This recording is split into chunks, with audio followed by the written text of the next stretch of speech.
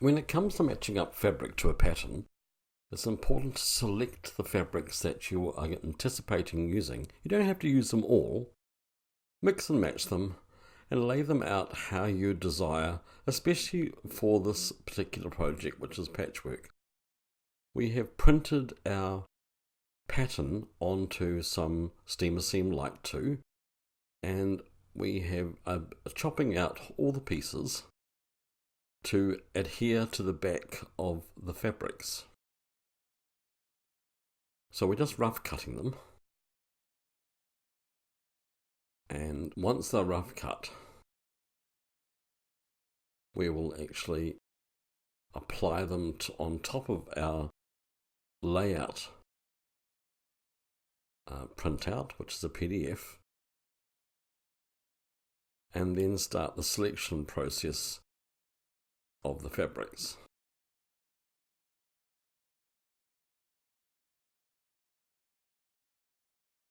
Once we have put our pattern pieces down onto our layout, we can number them accordingly because they'll be numbered in sequence of how they'll be stuck down to the pattern.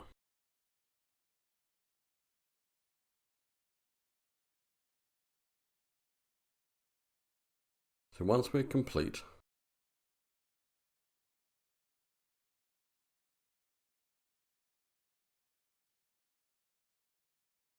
we lay our pattern pieces on top of our layout sheet.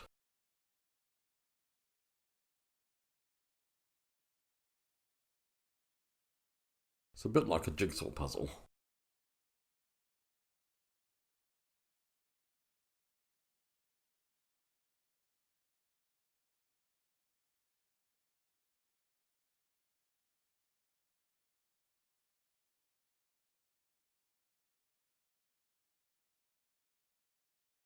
So it's best to try and just transfer our numbers through onto our pieces so we don't get mixed up or in a muddle.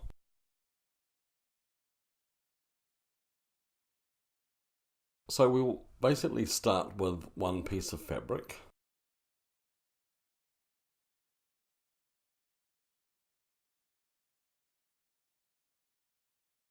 And we give it a press, turn it to the underside, the wrong side. And we're going to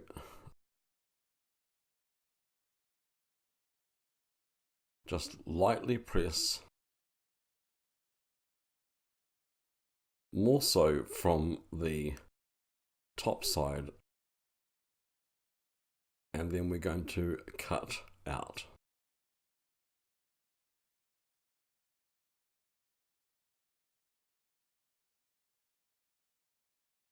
Now we're not cutting on the outside of the line or on the inside of the line, we're cutting on the line.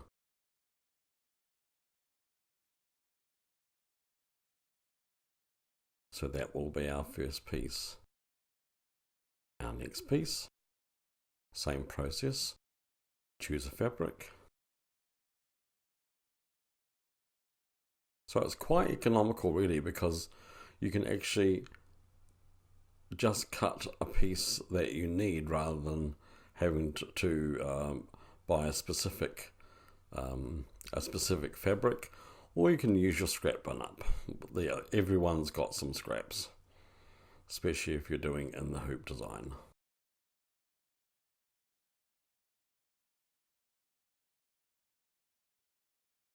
So the side we print on for the steamer seam is the side that has the yellow grid printed on it. Now if you're not sure whether you have pressed enough, you'll soon find out how quickly your scissors that you're using to trim around your edges gum up with glue.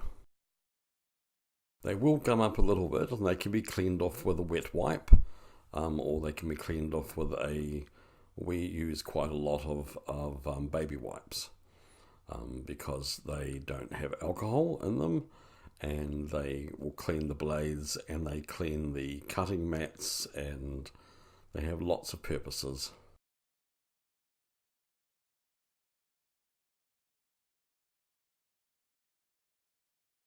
I quite often will use a wet wipe to remove water-soluble marking pen.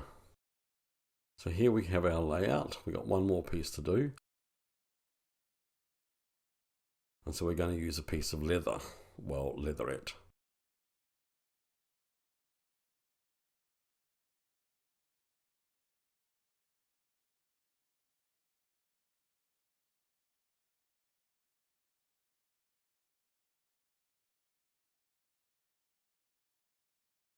The leatherette is what we'll use for the base of the bag as well.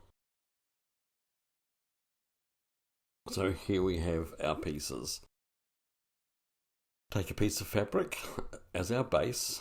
Now I use quilter's muslin if I possibly can, because it is stable and it is sheer enough to actually transfer your pattern through.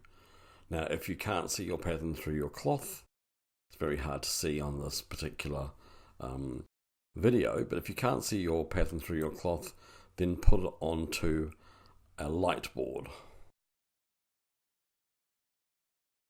So we're going by numbers 1, 2, 3, 4, etc. And we're peeling off the other side of the back and laying these on position. The beauty about Steamer Seam Light 2 is that it's repositionable.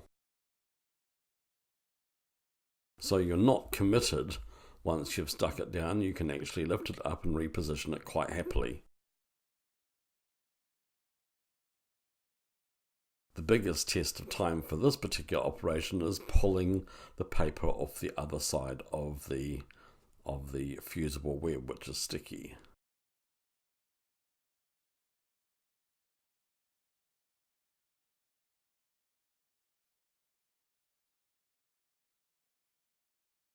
We're just laying that up and positioning it.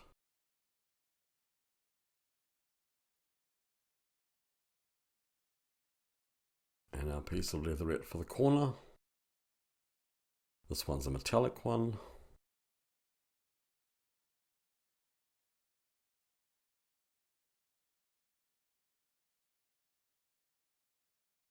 So then we remove it off our pattern, and from the underside we will give it a good steam. Now you're supposed to hold the steam in position for 20 seconds without shifting. That also helps the needle not gum up when you're doing your applique.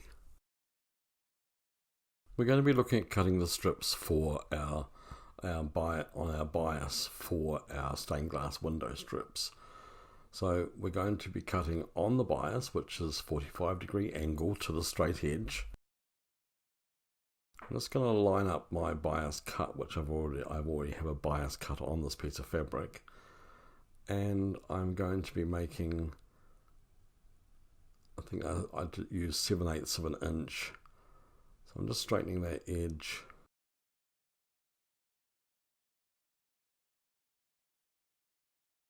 So I have a pair of these. Now depending on how light or heavy your fabric is, you need to actually just do a test with this.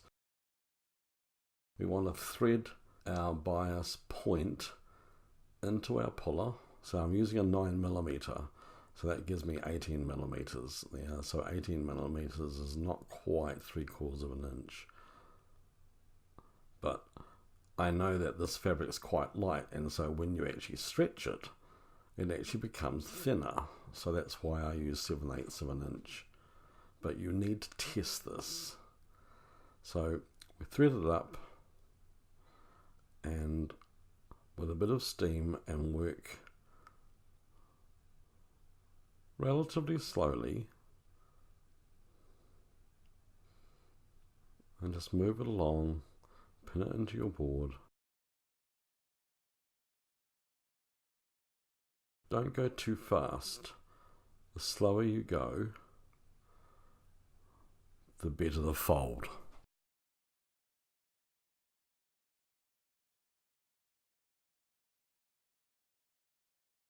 Once you've created your strips, we need to apply them to our fabric. Now we have our fabric here. That I've already started this. I'm going to do one more piece for you. This is a center panel.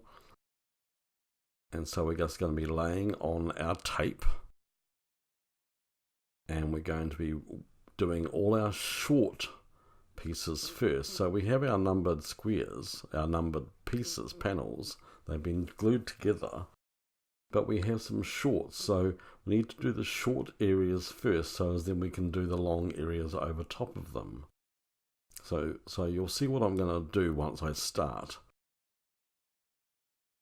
There's no rhyme or reason, but I need to do the short ones first, so as that they are done, so the tape will cover the raw ends when I go over them on the other seam.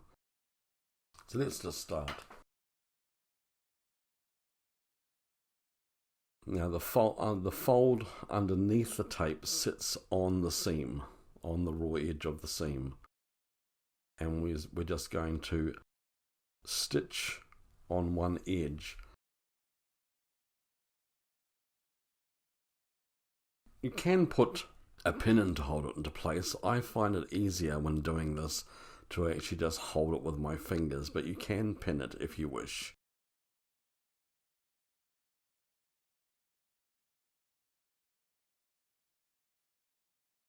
So using an open toe foot, swing your needle to the left hand position and use the toe of the foot to actually run along the edge of your tape. Sometimes you've got to swing your needle in a little bit.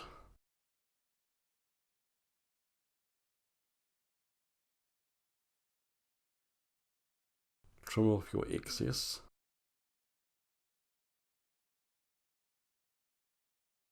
And you'll see that when I do this, I come across my seams. I go down the seam and then turn and then go up the other side of the tape.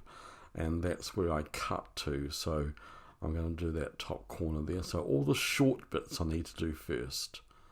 So stitch, stitch, stitch. Excuse my hand. Now these seams have got curves on them, so they're not straight, so you do need to actually manipulate the tape as you go. One more and turn and let the foot go along the edge of the tape.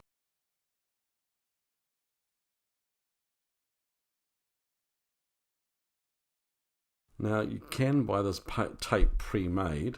It's at 7 or 8 millimeters. It doesn't matter how wide it is. And you can buy it and it's actually got a sticky back on it, so you can actually iron it into position if you wish. Now I haven't been able to find it here in Australia there, but I remember I used to use it years ago and it did have a sticky back on it. I'm presuming that is still available in America. So let's just carry on and do the next short bit.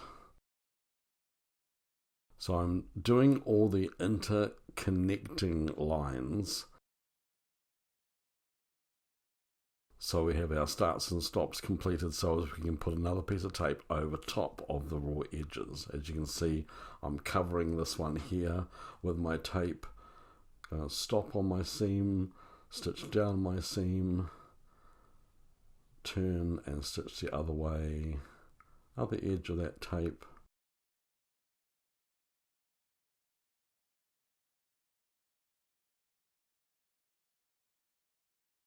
And then trim your ends.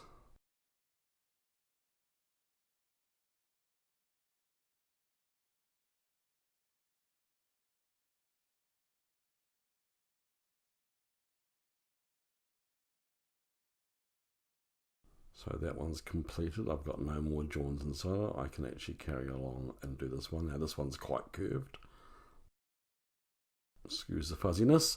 This one's quite curved, so need to make sure the center of the tape is going to run over the intersection of the one that's already been stitched down. And we come out into our seam allowance, and I come out to the 1/4 inch basting. Because these blocks have been basted twice. The first row of basting, as you'll see in the notes, is in a generous 1/2 inch, almost 5/8, with the batting attached to the fabric. Then we trim our batting back, and then we put it back on, and then we just stitch 1/4 inch around the outside edge to hold the back on to place. And so we actually stitched that 1/4 inch line when we were out into our seam allowance.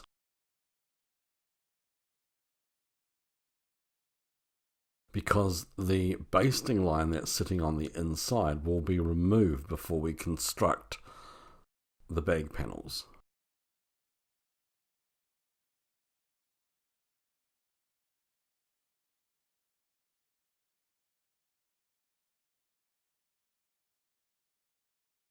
So I need to do that one because we've got an interconnecting line at the top. Now, gentle curve. Because it's on the bias, the curve is easy to actually manipulate around the seam. But I'm making sure that that central fold underneath the tape is sitting on the cut line. Oops, fuzzy. Sorry. Trim and trim. That one's done, so let's do one more.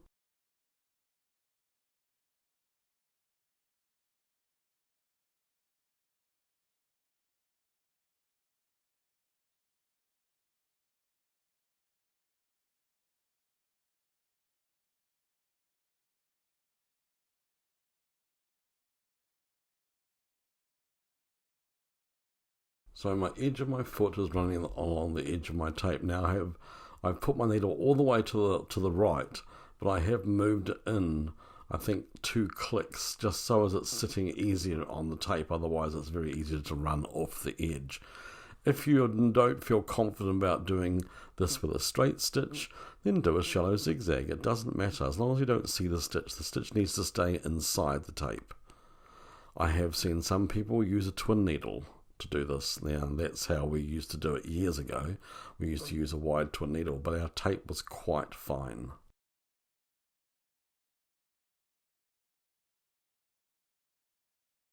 I don't always use all sections of the tape because sometimes when you're dealing with the bias, you'll find that the tape goes from fat to thin. And so if I find that I've got a thick section, I will actually not use that to stitch it on. Try and keep it as even as possible.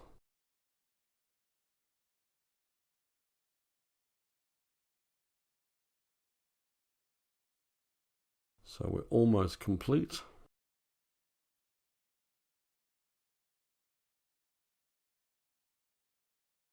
We have this one and we have one more. This one again is a curved one. So it's a slight S of a curve.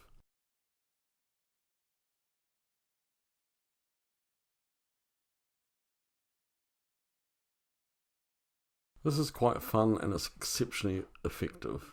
You don't have to use black. Stained glass does not have to be black. It can be whatever you want it to be. It doesn't even have to be the tape. It could be a braid. It could be a lace.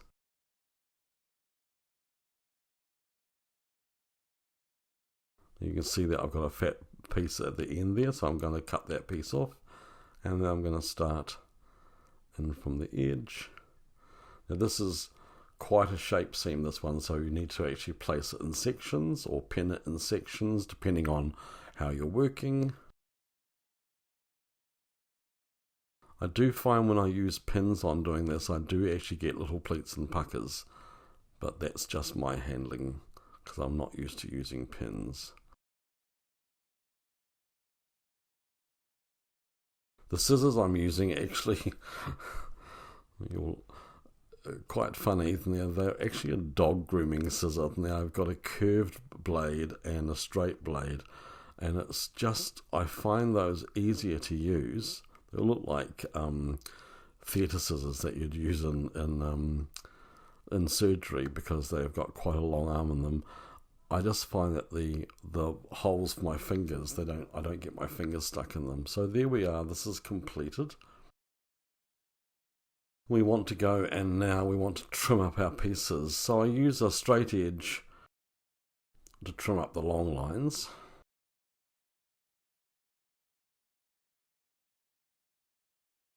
And you can trim around the top edge of the curves with some scissors if you wish, or you can use a rotary cutter.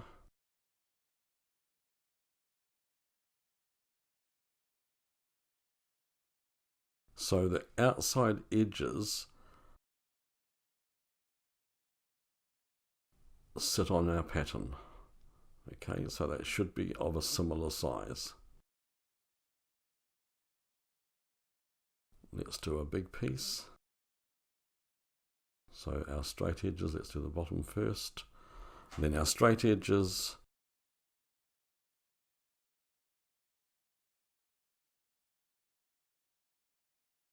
The tops are all the same level. Very easy for them not to be. And again, trimming that round. If you don't think that the top curve there is symmetrical, just turn it over, just fold it in half and retrim it so as it is symmetrical.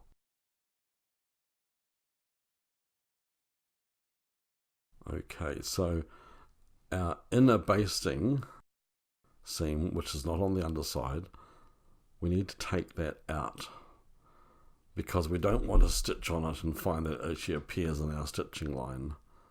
So just be patient. Oops, wrong one. It's the inner only.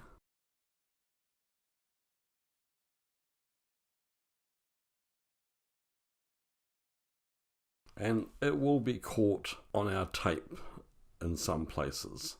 Can't help but be caught.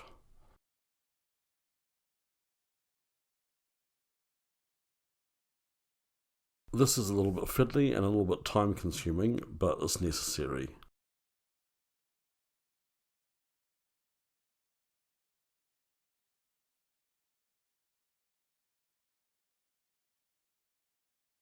You can get a dissolving thread which you can baste with that I've used in the past. It's Japanese, and you put it in your needle and then you just iron it and it disappears. And that is actually quite a easy way of doing this. It will leave a little bit of residue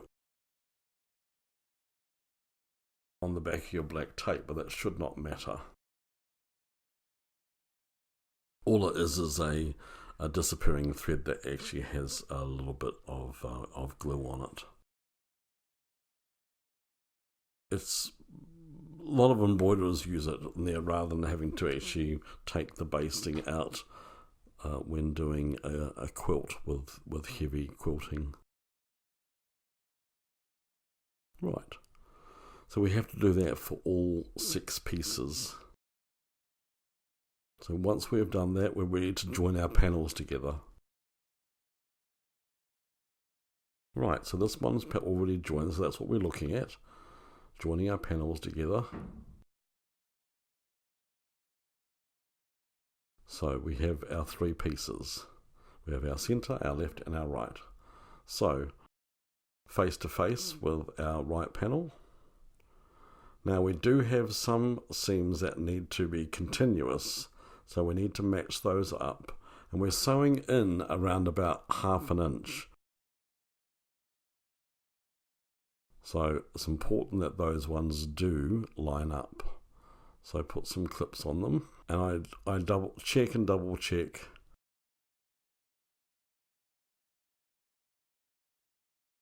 I sometimes even just stitch over those intersections and then go to the right side and have a look to see that they match before doing the entire seam. And once I'm happy with that, now I will do the entire seam and stitch over that basting stitch that I would put in.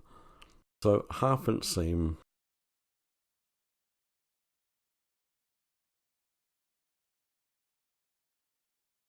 Now you might have to ease or manipulate, and you might even need to actually unstitch and replace your stained glass black work, but you shouldn't really need to, because those lines, if you've cut all your pieces out correctly and laid them up correctly off the layout marker, they should be absolutely fine.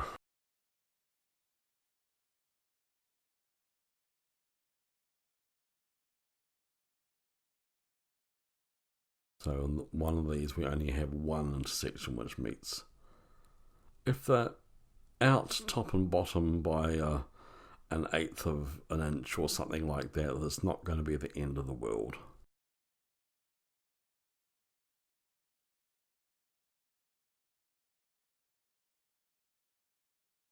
I think you'll find that seam is slightly, I've slid that along. Okay, so that works.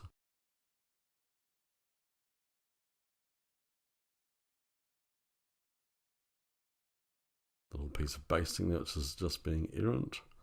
Right, so we're going to open these seams up.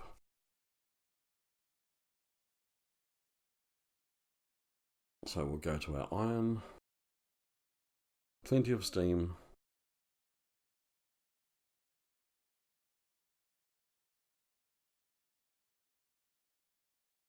Now turn that over and get another steam.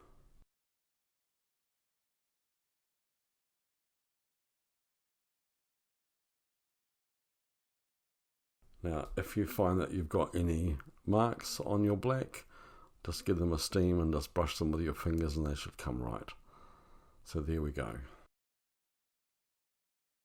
Let's have a look at our straps. Now, traditionally, we can put some interfacing on some fabric. I'm just using some very light fusible, and I've cut my straps to be, I think, 10 centimeters or 4 inches.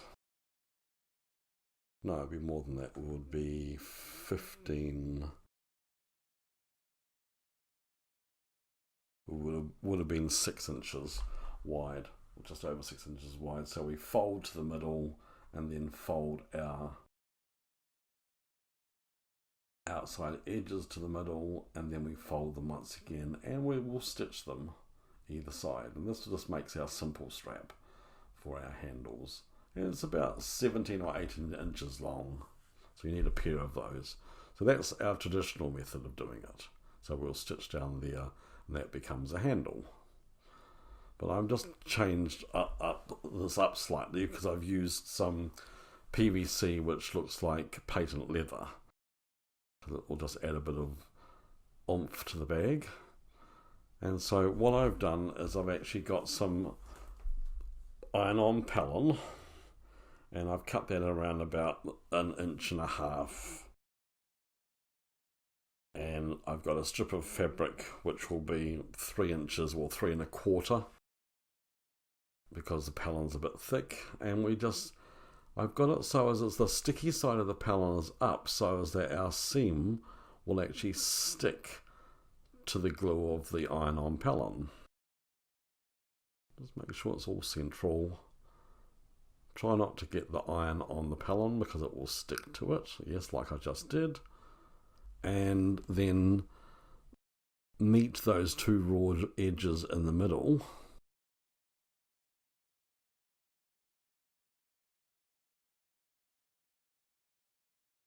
And there you'll have a strap, and it's got some sponginess in it because it's got some wadding in it. Next we want a strip of the fake patent leather, and I've cut that about 2 1/4 inches wide, and I'm going to put some double-sided sticky tape down the middle of it. This particular patent leather look is really, really easy to mark with an iron, so I don't want it to go anywhere near heat. So what I'm going to do is I'm just going to pretend I'm ironing this into the middle by using the tape. So I'm going to fold that edge in halfway,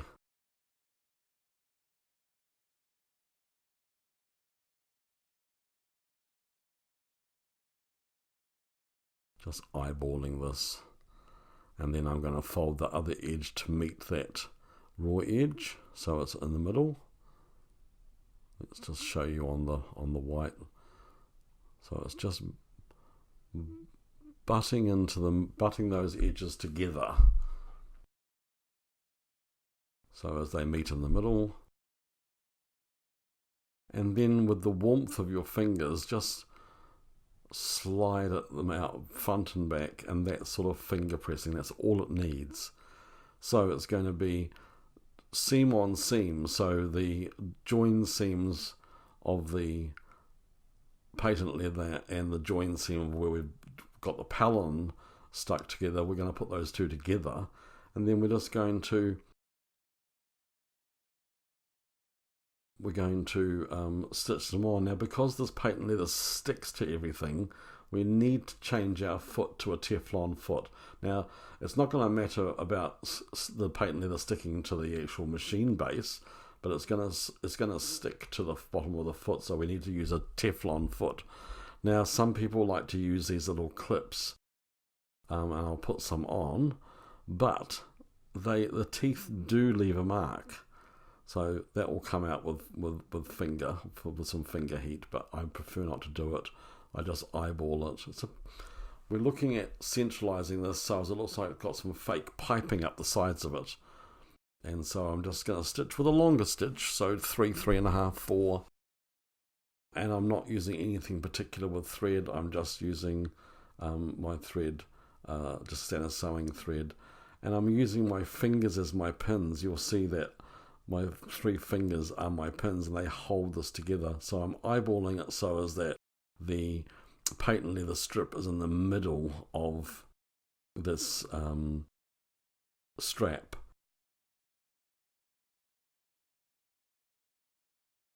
Now, if you have to use something to hold these edges together, then you could lightly spray base the back of the patent leather, and that will stick it on well enough, or even use another piece of double-sided sticky tape. You don't want to be sewing through it. So there we have our straps, and they just take it to the next level, having the patent leather. So we've got our straps made, we've got our bag base made. Now the base, I've put 2 layers of cutaway stabilizer. I've just basted those along the outside edges, just to give the patent leather a little bit of firmness, because it's going to be the base of the bag. So there's my straps.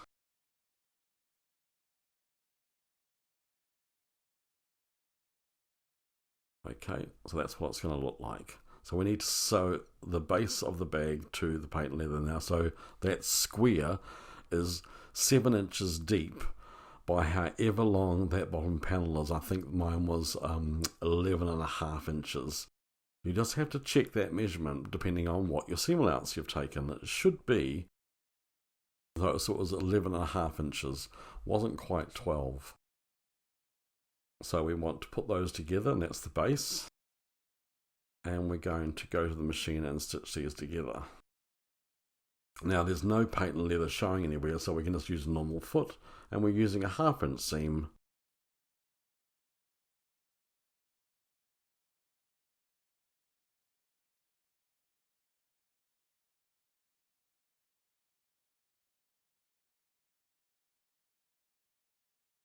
Just make sure those seams stay open while you're sewing, so you've got no bulk.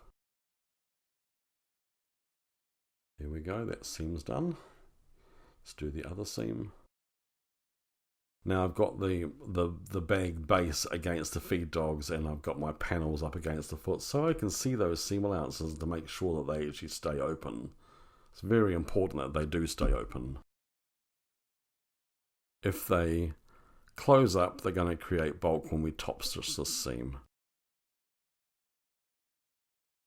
So it's okay, so let's just use the heat of our fingers to actually open that seam up.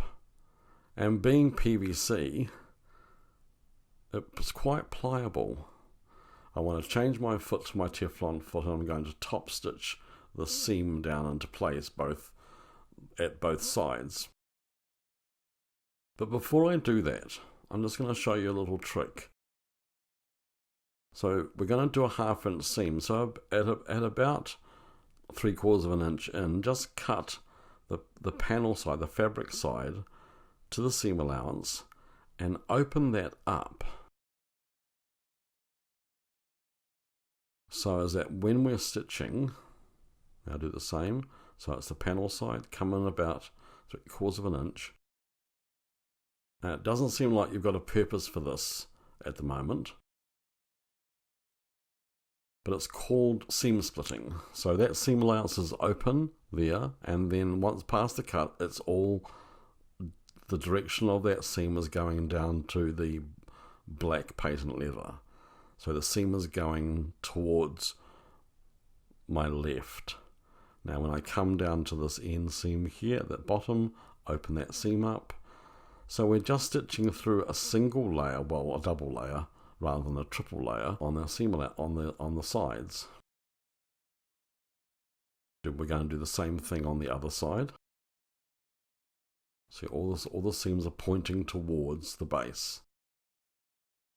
Finger press this. So 3/4 of an inch, clip, 3/4 of an inch, clip. And this is called seam splitting. Something that we do in leatherware and anything that we deal with a heavy bulk for a seam that needs to be stitched together. So open that seam up and just stitch over to where it's being trimmed, and then all the seams will be going to my left hand side. I'm just edge stitching this. Again, slightly longer stitch. And before I come to the bottom, open that seam up.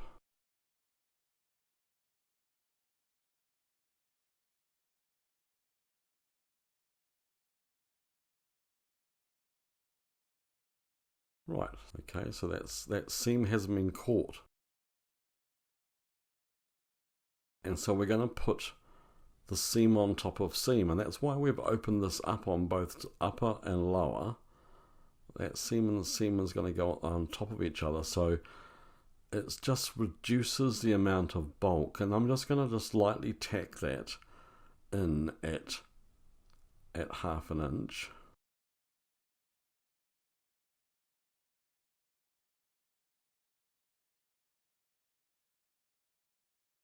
So I can check my placement of that seam, so as I can just check that I've actually got that seam sitting well. So once I've done that, I'm going to just check to see that those are sitting on top of each other, and they are. Do the other side as well. So seam on seam. The patent leather actually sticks to itself when it's actually on top of each other, so there was no real need for pins. So open that seam up.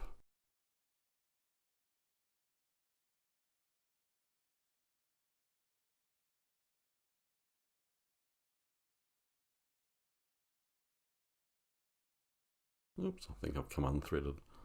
I have. Let's just check to see that it worked. That worked. Excellent.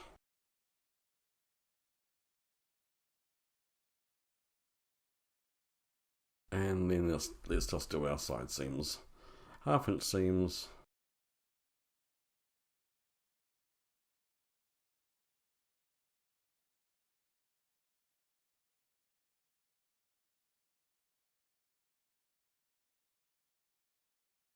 Stitching over top of our basting that we basted those intersections at.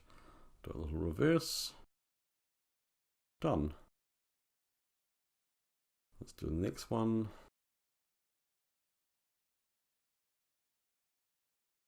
Now I don't use very many pins when I stitch, or very many clips. They're just such short distances, and they're quite firm, so they don't slide around. And we're going to do our box corners. Now the box corners look complicated, but they're actually easy. We need to find the center of that base panel, so you could mark that before we actually did this, which would be wise, but what I do is I generally fold that in half and I get a marker pencil.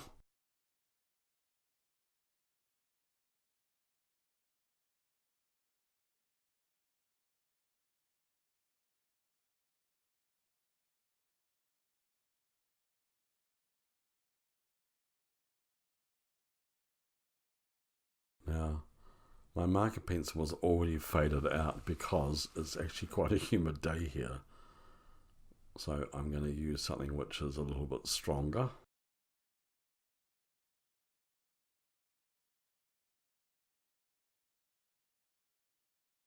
So we fold that line so as it's going to sit on the intersection of that seam there. So as that our bottom of our bag is nice and square. Just clip into that corner so as that seam allowance goes open. And then we want to turn that over and we want to measure a line to stitch, which is about 2 inches. So for either side of that center line, we want to measure 1 inch either side and just mark a line across. So it's a 2 inches altogether, 1 inch either side of that little center line. On the lining, I'm going to show you another little trick to do this, and they're using a pre-cut template.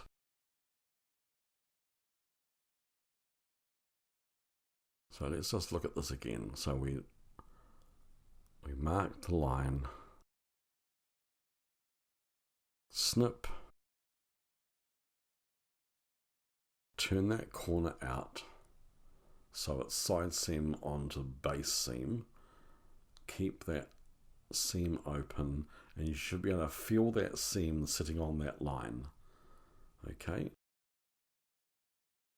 so once you're happy that that's sitting in the correct position, let's get our tape measure.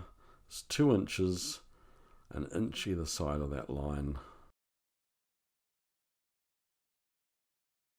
Doesn't have to be, it could be more than 2 inches, but 2 inches is what we've chosen for this bag. It could be 2.5, it could be 3, depending on how much of a base you want. Now, I'm using, because I've got this sticky PVC leather look, I'm just putting a piece of paper underneath that seam allowance so it doesn't stick to the machine.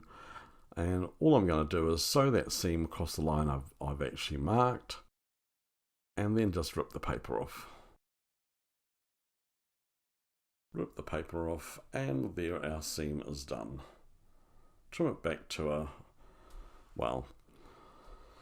shy 3/8 or a large 1/4 of an inch. And you'll see there is our box corner. And we have another box corner.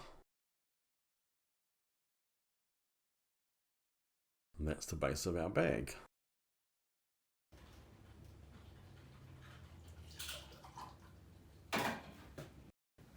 Hey guys, I hope you're enjoying working on the patchwork bag as much as we did here at So Sweepy. I'm just going to have this coffee and I'll see you at the end of part 2.